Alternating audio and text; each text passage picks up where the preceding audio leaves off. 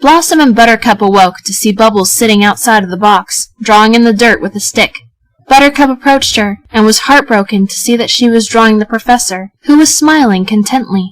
She swallowed hard, turning away. Okay, we need to think of a way to get home without being seen, said Blossom, sounding much more like her old self. We could dash from cloud to cloud, suggested Buttercup, pointing to the sky. It was a beautiful blue, but scattered here and there were fluffy white clouds floating without a care in the world.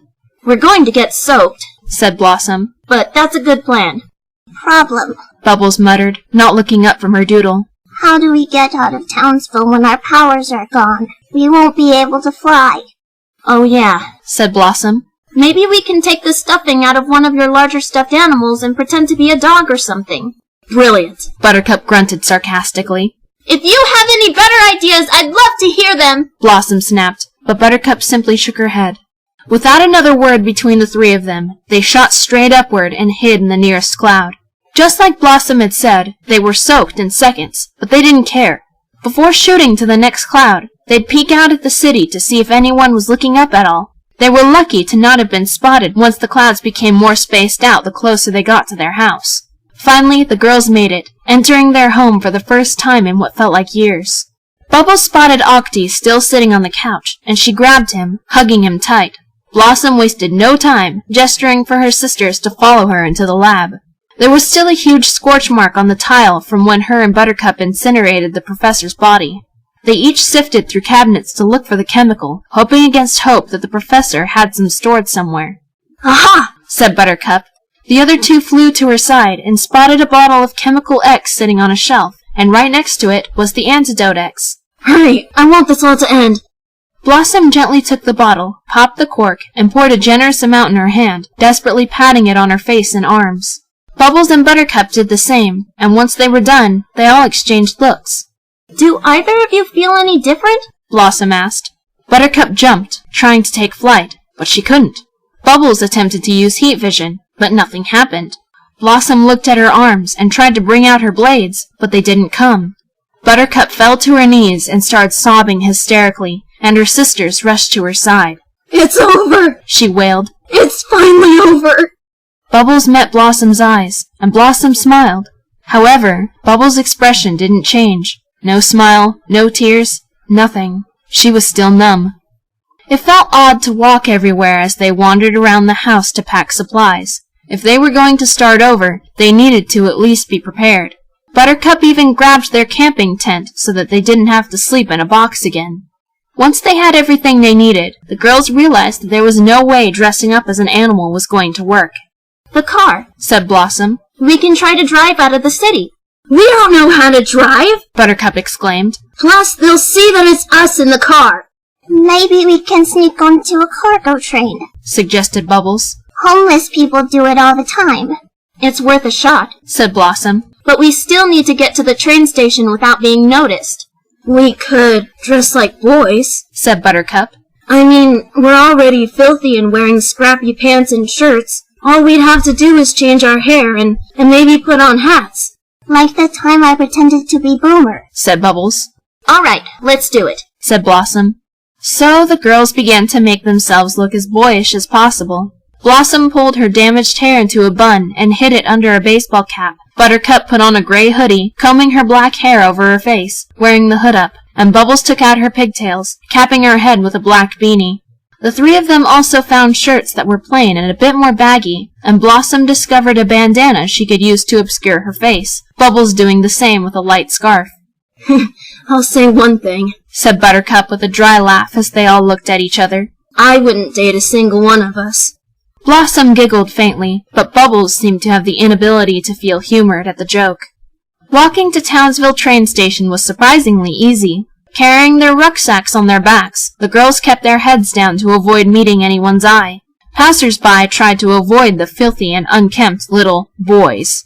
The three of them had to be clever as they snuck around to the cargo section of the train currently waiting at the station as people boarded. They crawled into a car and were small enough to hide behind a large crate that said, "Fragile," in large red letters. None of the girls spoke as they traveled across the country, each of them simply thinking about everything that had happened to them and the possibilities of their future. Blossom's guilt was still eating at her sanity, and she found herself twitching a couple times every hour, and Buttercup was curled up in a ball, hiding her face as she tried to convince herself that they were going to be okay. Bubbles sat on the edge of the car with the door open, dangling her legs freely, watching the scenery fly by. The landscapes were so beautiful and peaceful. After about 12 hours riding the train, the girls finally got off, each of them glad that they didn't need to obscure their faces anymore. They weren't sure where they were, but it was somewhere out in the country, probably in the far northeast. It took another 2 hours to find signs of civilization. It was still a nightmare to travel on foot since they couldn't fly. At last, the sisters climbed a hill, finding themselves on a cliff that looked over the nearest town. It was small, but was bustling with activity, seeming peaceful enough. The sun started to set, and Blossom forced herself to smile, exhaling heavily. Well, she said strongly, here we are, our new home, and the start of a new life. Do you think we'll be able to make it? asked Buttercup in concern. I think we will, Blossom replied. It's small, no one knows us, we're just 3 little girls looking for a home. 3 little girls that are on the run for murder, Buttercup murmured. But no one knows, said Blossom happily, though her eye twitched. Bubbles noticed this, but didn't react, her expression apathetic. We'll show everyone how good we are. We'll be kind and helpful, we'll find jobs and somewhere to live. Until that point, we can sleep in the tent. What about school? asked Buttercup. Not sure, Blossom admitted. But I think survival is a bit more important, I hate to say. Maybe there's a library to at least tutor ourselves in our free time. She turned her back on the town, grinning at her sisters excitedly. It'll be great! You'll see! Forget all of that stuff back in Townsville. Here we begin our new Her sentence was cut off by her shrill scream as Bubbles pushed Blossom as hard as she could off the cliff. Buttercup gave a cry of horror as she ran to the edge to watch Blossom plummet to the trees and rocks miles below them. Bubbles joined her, expression still not changing, eyes never leaving her falling sister. There was a soft yet sickening crunch as Blossom hit the rocks, dying upon impact. Buttercup's mouth was gaping, green eyes wide with horror as she was unable to look away from the tiny crimson dot below. She quickly looked at Bubbles, who had opened her bag and pulled out Octi. Without giving the octopus a second glance, she gently tossed it off the cliff to join her dead sister. Bubbles! Buttercup squeaked, looking into her blue eyes. She met Buttercup's gaze momentarily, face still showing apathy, and then she silently turned to trudge back down the hill. Buttercup was speechless, watching Bubbles walk away, and then slowly sat in the grass, looking out at the sunset as tears silently slid down her cheeks. Losing both of her sisters was very painful for Buttercup, but she tried to stay strong, striving to build her new life like they had planned. Upon entering the town, she began asking people if there was somewhere a little girl without a home could turn to. Though it didn't sound very appealing, she was told about a small adoption center and decided that that was the best option. She'd have food, clothes, and a roof over her head, and maybe, just maybe, she'd be taken away by a brand new family. Buttercup decided to go by the name Sarah, after Miss Bellum. Life at the orphanage was surprisingly mellow, and she found herself as content as she could be while the weight of her guilt was still on her shoulders. She made a few friends with whom she played, and was schooled in basic subjects. There was plenty of food, and the environment was comfortable, but Buttercup ended up developing insomnia, going most nights without a wink of sleep. At the age of 9, Buttercup was finally adopted by a wealthy man named Mr. Peters. He lived in the nearest city in a rather large house, but he had no wife or any other kids. He was quite lenient with Buttercup, saying that he wanted her to feel safe and comfortable, and that she didn't have to refer to him as Dad, but John, as was his first name.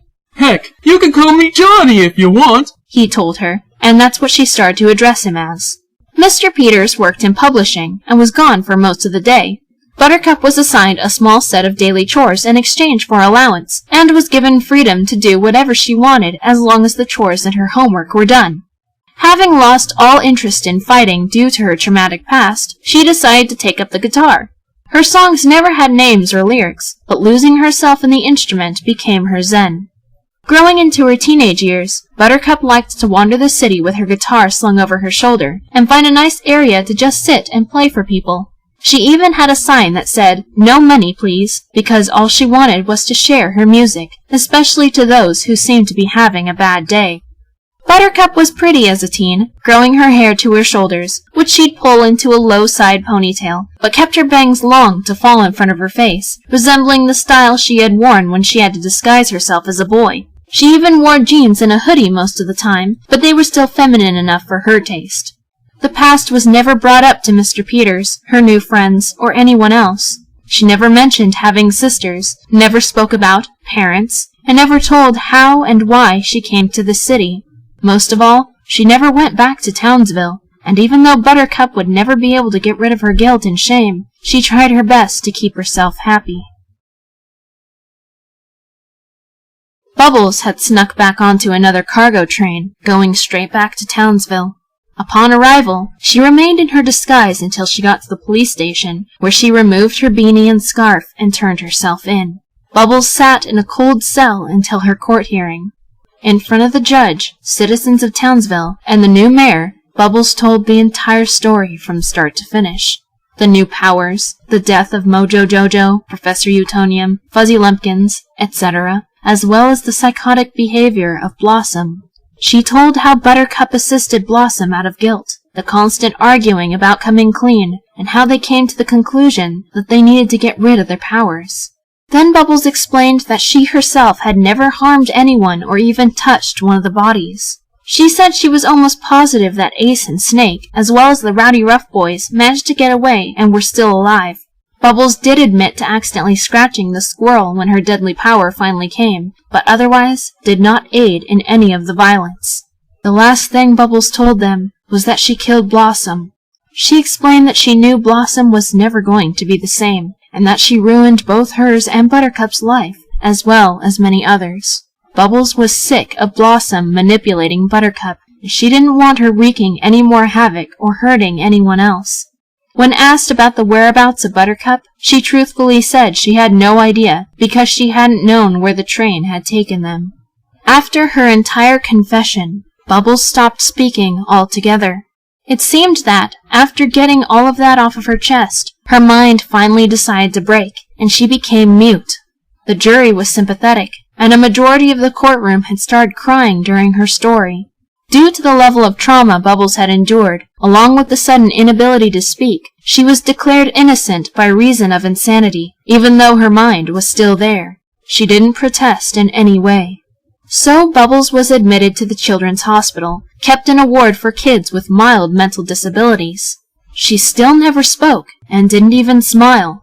In fact, the last time she could even remember smiling was before Mojo Jojo's death. Ever since that nightmare had started, her frown never turned upside down.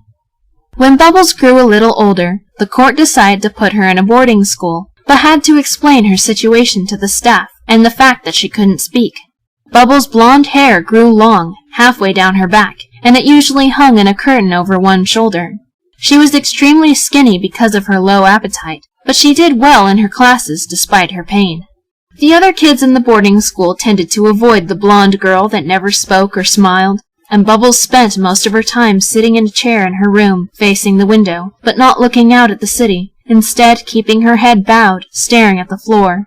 The staff were very friendly with Bubbles, being careful not to trigger any sort of panic attack, but that never happened. Bubbles remained expressionless, silent, and did everything she was told. She did, however, keep a little whiteboard that hung around her neck and dry erase marker with her so that she could communicate when she needed. If Bubbles wasn't studying or sulking, she was drawing. The quality of the doodles never changed over the years, simply remaining childish little scribbles. No matter what, though, the drawings always consisted of her sisters, the professor, and all of her friends and foes that had died. They were always smiling. At the age of 15, Bubbles was comfortable enough to leave the school in her free time if she wanted to walk around. Of course, everyone in the city still knew the former Powerpuff Girl, but hardly anyone acknowledged her out of awkward pity. She watched her feet as she journeyed down the streets, petting a stray dog or cat whenever one passed. "Bubbles?" said a familiar voice, and she glanced up. She looked into the face of the Gangrene Gang's leader, Ace. He didn't wear sunglasses anymore, and his clothes were much less shabby than they had been when he was 17. His hair was even a bit shorter. Without warning, Ace threw his arms around Bubbles, embracing her so tightly she coughed. My God, it's great to see you, he said, his voice expressing strong relief. Bubbles pulled away and wrote on her board quickly. Where is Snake? It said. He's fine, Ace replied, furrowing his brow at the board. Why you got that thing? She erased the previous sentence and scribbled a new one. I can't talk. He looked shocked, and his eyes became a bit more glossy. He grabbed her tiny hand gently. Come on, come say hi to Snake, he urged. Bubbles nodded and followed him through the city. He goes by his real name, though. He actually gets very upset if you call him Snake. He stopped using that name after the day that... He choked and didn't go on. Surprisingly, the 2 remaining Gangrene Gang members still lived in their old shack, but it had been renovated, now resembling an extremely small and shabby wooden house. Before going inside, Ace led Bubbles around the back and pointed at 3 stones sitting in a row, each with words carved into them.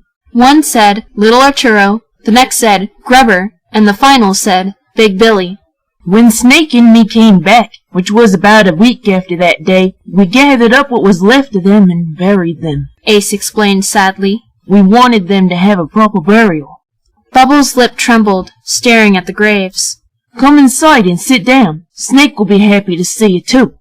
Upon entering the shack, Snake, who was even thinner than he was when he was a teenager, stood from the table, shocked to see the young lady. He no longer wore a hat, and his clothes consisted of jeans and a simple long-sleeved shirt. Is that Bubbles? He exclaimed, still drawing out his S's. Ace nodded and gestured for her to sit down. She took her board from around her neck and set it on the table. Snake stared at it, a bit bemused. San, said Ace, shortening Sanford. Bubbles can't talk. Oh, said Snake, looking shocked. Bubbles wrote on her board again. What happened to you? She asked. Well, I'm sure you realized by now that you saved our freaking lives, said Ace with a sad chuckle. That's how we knew that it wasn't your fault, that you had nothing to do with it. We're so grateful to you. We stopped committing crimes after that, said Snake. After experiencing that entire thing, we wanted no more part in troublemaking. The 2 of us ended up hiding out in an alley, a good distance away from this shack, Ace continued. We built a sort of fort out of boxes to hide in case Blossom and Buttercup decided to come after us. Did they? No, Bubbles replied. What were those things they had? Asked Snake softly. Bubbles sighed. It's a long story, she wrote, then erased it and continued. Right after the fighting stopped, it happened to me, too. Next she wrote, but I didn't use it. I knew you wouldn't, said Ace with a dismal smile. Anyway, we didn't get the news that you 3 disappeared and then you came back a couple days later until like a week. We were hiding, so we didn't see a newspaper until one was thrown in the dumpster in the alley. The entire story was on the front page, and it changed our entire outlook on life. Snake and me. Don't call me that! Snake suddenly bellowed, and Bubbles jumped, horrified. Sorry, Ace murmured quickly. San and me didn't really turn our lives around. We didn't really have the confidence. But, like San said, we stopped the crime and stuff and just try to make it through each day. It's tough. San and me aren't really the working type, so we ain't got jobs. But we're alive. Thanks to you, Snake said softly. Bubbles turned back to her whiteboard. Blossom is dead. I pushed her off a cliff, she said, and the boys fell silent. She decided to go on. Even after we got rid of our powers, I knew it wasn't over. I can understand that, said Ace sadly. Where's Buttercup? Asked Snake. I don't know. I left her behind. Bubbles, we owe you our lives, Ace said desperately. I don't even know what we could do to make it up to you. You don't need to make it up to me. I'm just sorry I couldn't help the others, Bubbles replied. I know they'd be thankful too, said Snake, and Bubbles nodded sadly. But you know, I can't imagine the pain you're in. You were caught in the middle of that whole thing. Bubbles' throat felt painfully tight, and her eyes fell to the table. You did the right thing, Ace assured her. I know it feels like you should have done more, but there was nothing more you could do. Everything that was within your power, you did right. You don't happen to know where the Rowdyruff boys are, do you? Asked Bubbles, and Ace blinked.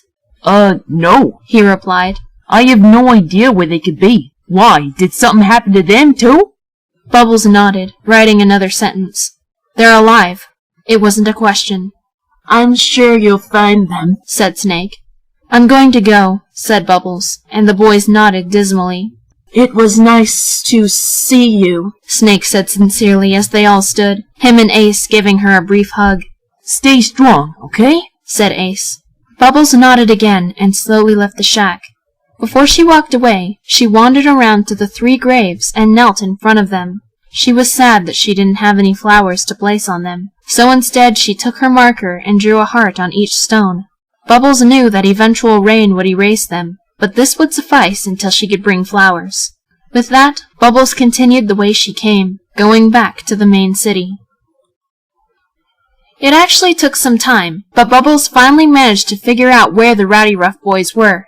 They were a few miles down the ocean in a little house on a grassy cliff. She had to ride a ferry to get there, and when she arrived, she nervously approached the door, knocking lightly. It was Boomer who opened it, and Bubbles saw that he had a large scar on his cheek. He looked confused for a few seconds, but then gasped loudly. Bubbles? He exclaimed in disbelief, and Bubbles nodded. She pointed to the board hanging from her neck, where she had already written, "I can't talk." This made Boomer's face fall, and he quickly beckoned her inside. The living room was small and decently cluttered, which made sense because they weren't very organized boys. Butch was on the couch watching television, and Bubbles' heart broke when she saw that he was still missing one of his legs. He sat up quickly when he saw the blonde girl. That's not, he said, and Boomer nodded. Brick, get your ass in here, he called, and Brick came down the hall and entered the room, but he froze when he saw Bubbles. Holy shit, dude, he croaked. It seemed his vocal cords had been damaged. Bubbles remembered Brick getting pierced straight through the chest, and quickly wrote on her board. Are you okay? She asked, and Brick furrowed his brow. Yeah, are you? What's up with the whiteboard? She can't talk, Boomer replied, and both of his brothers immediately looked painfully sympathetic. Bubbles shook her board desperately, trying to get an answer from the red-headed boy. Brick pulled up his shirt, exposing an enormous scar, and then turned to reveal a matching one on his back. I'm alive because of our powers, he explained. But I was pretty damn close to dying. Sometimes I have trouble breathing, and if my heart rate increases too much, my chest hurts, and obviously my voice is shot. There was no saving my leg, Butch added. But it's not so bad since we can fly. You still have your powers? Bubbles asked. Yeah, Boomer replied. Why, don't you? We got rid of ours with the antidote X so we could stop that ordeal, said Bubbles. What was that, anyway? Asked Butch. Bubbles hesitated. She hadn't told the story to Ace and Snake, but she felt the boys deserved to know. If you get me a pen and paper, I'll explain what I can, she wrote. Brick was the one to oblige, handing Bubbles a pad of lined yellow paper. She tried to write as fast as she could, explaining everything in the least amount of words possible. When she was done, there were quite a few pages, and Boomer read it out loud to his brothers. They were absolutely dumbfounded. I don't understand, said Brick, sounding almost desperate. Why did you girls get bad powers? Bubbles blinked and wrote a large question mark on her whiteboard. Look, said Boomer, and he took out a switchblade from his pocket. Bubbles let out a soundless cry of horror as he slashed the back of his own wrist. However, after setting the blade down, he pressed his other hand to the cut, held it there for a few seconds as it glowed, and then lifted it. The wound was gone, not even leaving a scar. The ability just appeared out of nowhere when I was leaning over Brick's injury and trying to figure out what to do. I had set my hands on his chest, and my hands started glowing, and the blood began to stop. I was crazy confused, but went with it. It took about 30 minutes, and I was exhausted when it was done, but I managed to fix most of the damage. Of course, it was bad, so I couldn't heal everything. We were all sort of freaking out, said Butch. But we didn't care how the hell it happened, because Brick was alive. Crippled, but alive. Look who's talking, Gimpy, Brick spat, and Butch stuck out his tongue. Anyway, a few days later, Mine came along. We were flying around to find someplace to live, and luckily we found this stinky old place, and we went in to check it out. We hoped that you girls wouldn't find us here, but Boomer mentioned you telling him to run. When we were discussing it, I went into this wicked trance, and was able to tune into your emotions. Bubbles' eyes were wide upon hearing this. I found out that I could feel anyone's emotions if I thought about them. Blossoms were really disturbing. Anyway, I realized that you hadn't been part of it. Man, after feeling all that shit, we didn't want to get in a fight ever again. What about you? Bubbles asked Butch quickly. Mine came the night after the day Brick got his, he replied. I was sitting on the edge of the cliff, just watching the ocean and massaging my stump. It still ached, even after Boomer healed the skin over. Then my hands started glowing like his had, and the pain went away. I flew back inside and shook the other two awake, because they had been sleeping. He smacked me over the head, Boomer interrupted spitefully. Yeah, but then I took the pain away. Butch pressed on. Turns out, it's sort of like a painkiller, because the ache in my leg came back hours later. But I soothed it until it went away on its own. I'm able to help Brick with his chest pains when they come. Bubbles was feeling a bit overwhelmed. Why did you get helpful powers? She scribbled.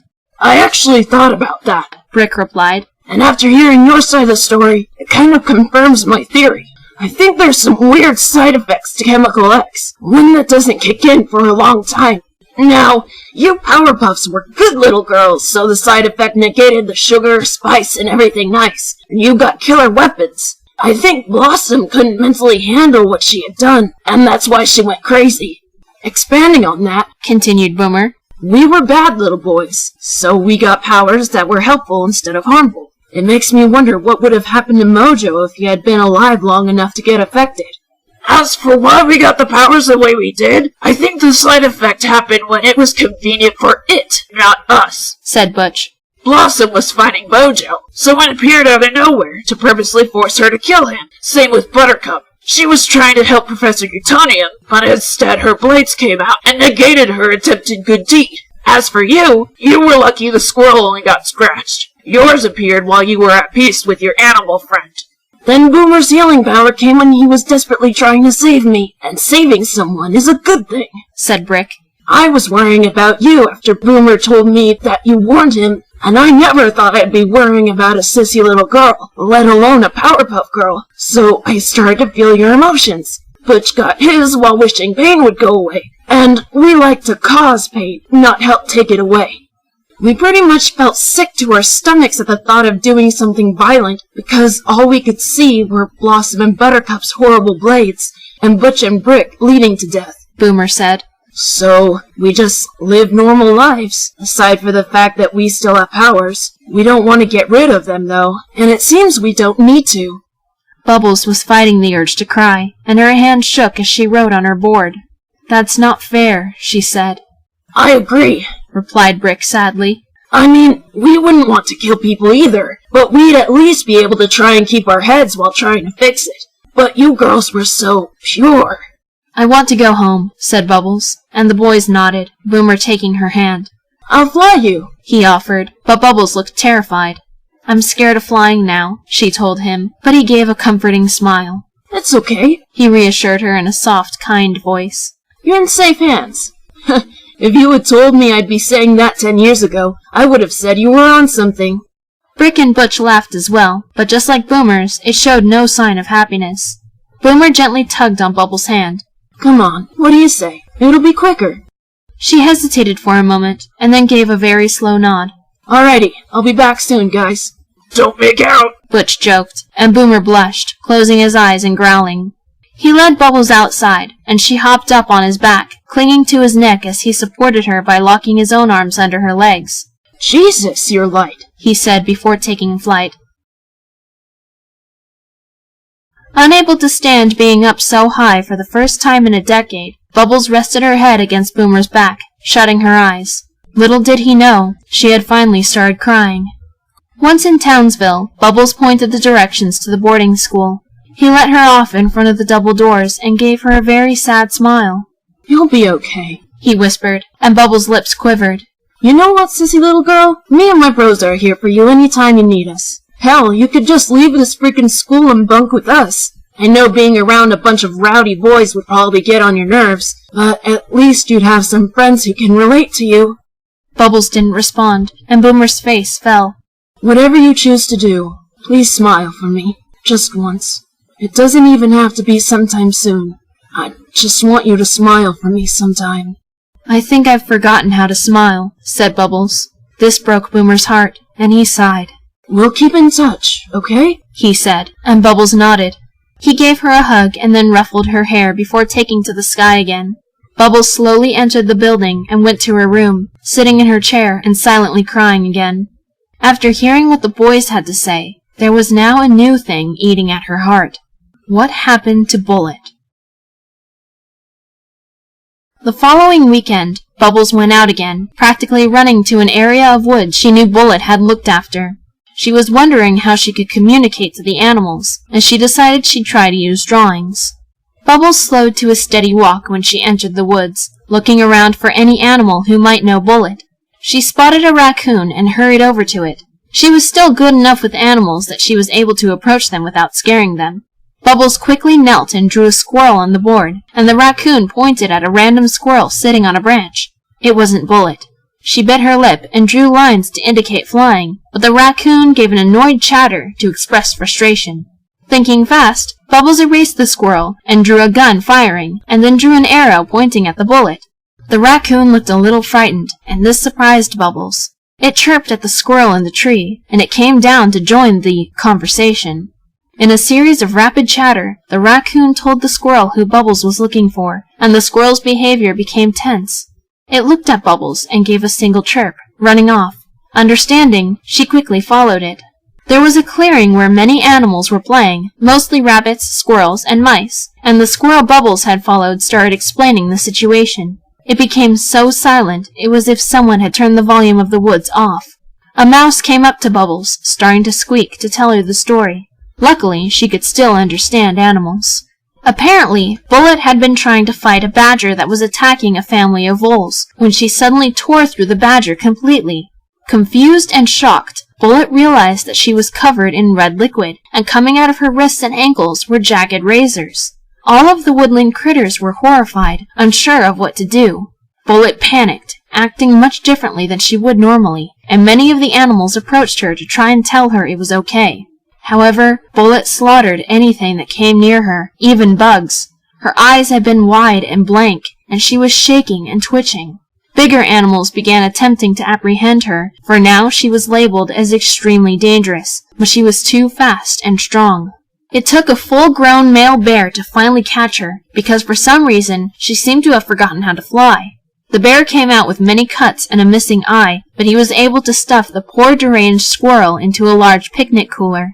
Of course, the cooler was made out of plastic, so when Bullet started slashing at the inner wall, the animals knew she'd soon escape. They really didn't want to, but they knew they had to put her to death, for there was no helping her. Before Bullet could dig all the way through the plastic, another, much bigger badger got in an attack stance. On the bear's signal, he threw the cooler lid open, and the badger dove in, immediately using his claws and teeth to tear Bullet to shreds. He himself suffered many wounds as the ill squirrel slashed at his face in defense, but he had won the fight. Bullet was dead. Sad and mourning, they gave Bullet a burial. To their horror, she had been dug up a few days later, probably by a hungry wolf. So is the life of the animal kingdom. When the story ended, Bubbles was crying again. Of course Bullet had gotten the bad side effect. After all, she was a squirrel of good deeds. Not only that, she had quickly lost her mind just like Blossom had, but much sooner. Bubbles assumed it was because a squirrel's brain is much smaller than a human's, even a child. She thanked the animals by giving them a firm nod, and walked back into the city. Instead of going back to the school right away, Bubbles journeyed to her childhood home, which had a large condemned sign on the door. Ignoring it, she went inside. The house was dark, dusty, and reeked of mold and mildew. There were many rats and cockroaches scuttling around the place, feasting on whatever was left of the food that had been rotting away for 10 years. Bubbles ascended the stairs and entered her bedroom. The sun had soaked up the color from their tricolored blanket, so it was now dull and almost gray. Bubbles sat at the end of the bed, where there was still a large bloodstain, and stared at the hotline, almost expecting it to buzz. The clown face itself looked a little melancholy, and she wondered if it was just a trick of the light. Glancing at the nightstand, she saw a picture frame with her, the professor, and her sisters at the beach, all wearing jubilant smiles. Feeling more alone than ever, Bubbles placed her face in her hands and cried. Boomer had told her he wanted to see her smile, but she truly believed she could no longer perform the action. She had the rest of her life ahead of her, a life of emptiness, existing as a mere shell. And so, that day in Mojo Jojo's lair had not been saved, and no day for the next 10 years had been saved. Not another day will ever be saved by the Powerpuff Girls.